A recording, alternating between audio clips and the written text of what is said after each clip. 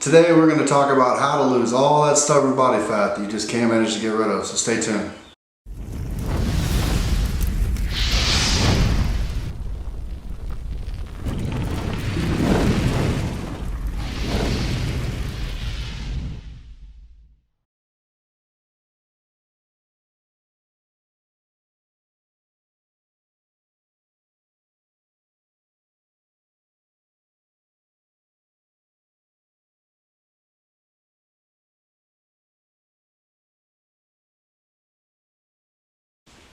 What's up, Ironside Army? Today I want to welcome you to part one of the fat loss series. In this series we'll discuss everything you need to know about fat loss. This video will discuss obesity and why keeping a lower body fat percentage is essential. We'll also discuss how to determine your maintenance calories to get you started. So let's get started. So, what's so wrong with being obese? Aren't we living in a world where it's entirely acceptable to be overweight? Shouldn't we just let people do what they want and live their best lives, right? Well, let's start with what's wrong. Obesity is the number 2 cause of death and the number 1 cause of preventable death worldwide. Nearly 1 in 5 deaths of African Americans and Caucasians aged 40 to 85 is attributed to obesity. Obesity can cause high blood pressure, high cholesterol, type 2 diabetes, coronary heart disease, stroke, gallbladder disease, osteoarthritis, sleep apnea, cancer, clinical depression, mental disorders, body pain, difficulty with physical functioning, and even erectile dysfunction. Sadly, obesity is worse than it's ever been worldwide. Obesity has nearly tripled since 1975, with over 1.9 billion adults overweight. The American Obesity Association predicts that by 2030, more than 60% of Americans will be obese. The number of people affected yearly increases worldwide.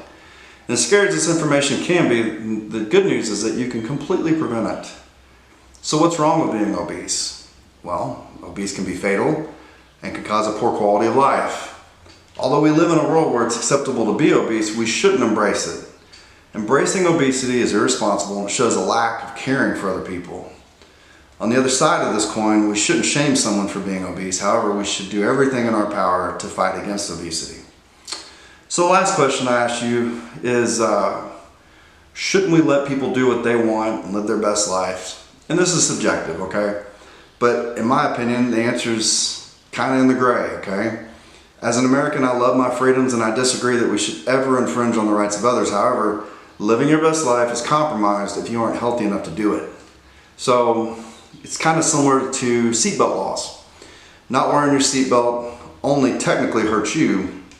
If you don't wear it and you get in a significant collision, chances are you'll be seriously hurt or dead, and that doesn't necessarily affect the outcome of the other occupants in the other vehicle that you collided with.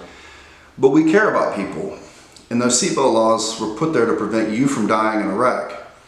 Do some people get in wrecks, wear their seatbelts, and still die? Well, yeah, it does, but the percentage of people who do die is considerably lower than those who do wear their seatbelt. Even though the laws exist, aren't there people who still choose to drive and not wear one? Well, yes. These analogies can be easily said about obesity. You don't have to wear your seatbelt, and you don't have to care about your nutrition. But we see what happens when you don't, okay? If there were some guidelines or a movement or something to stop obesity, would people still rebel? And the answer is yes. There would still be obese people out there. That's their choice. But would we see a decrease in the number of deaths caused by obesity? The answer is absolutely yes. We should never encourage people to do something harmful to themselves. And that's the direction that we're going in today's society. It's up to us to educate and do what we can to fight it in our own lives and the people that we care about. Okay, so now that we've established the problems of obesity, let's discuss why we get fat biologically. Okay, so as people, we collect fat as a means of survival. To fully understand this, we need to look at basic human biology. Humans need energy to live. Energy is obtained from food and is measured through calories. The body will use the energy it needs and then store what's left to ensure that there'll be energy later when needed.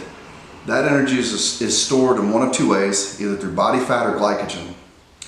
As the body begins to lose fat, its metabolism will adjust to prevent it from losing too much. This is called metabolic adaptation. Because the body's mission is to store calories for survival, this also explains why it can be tough to lose body fat and why those magical supplement pills don't just melt the fat right off of you. Because you're fighting against the body's natural survival defense. Now that we know how unhealthy being overweight can be and how we can become overweight, the next question should be, what must we do to fight obesity? And the answer is simple. We need to start by ascertaining how many calories we need to consume without consuming too many. The number of calories needed to maintain your current body weight is called your maintenance calories. Although several factors determine the number of calories required to maintain your body weight, a significant dominant factor is physical activity. The best method of either gaining lean body mass, which is muscle, or losing body fat starts with determining your maintenance calories and then manipulating your calories from there. The more physically active you are, the more calories your body requires to maintain that body weight. Eating fewer calories than needed creates a calorie deficit, while eating more calories creates a calorie surplus. You only need a bathroom scale and a calorie counter to determine your maintenance calories. So for the next 7 days, weigh yourself first thing in the morning after you go to the bathroom and eat sensible meals throughout the day only when you're hungry. Log your meals and your body weight into your calorie counter for those 7 days, and at the end of the week, add your calories and your body weight together, then divide that number by 7. This will give you an average of how many calories you ate and what your average body weight was during that time. Compare your body weight from the first entry to the average weight, okay? If you lost weight throughout that week, add 200 to 300 calories and repeat the process. Once you've repeated this process and maintained your weight throughout the week, congratulations, you've discovered your maintenance calories. If you gain weight, you ate too many, and you need to deduct 200 to 300 and repeat the process. So guys, no matter what you're trying to do, okay, if you're trying to lose fat, if you're happy with your physique and you're trying to maintain it, or if you're trying to, do a lean bulk and put on some muscle mass, the first step is always going to be to find your maintenance calories. This is the same way you're going to do it all the time. You're going to go up in calories slightly. In a gradual process, you're going to go up in calories as you bulk, and then you're going to go down slowly as you lose, okay?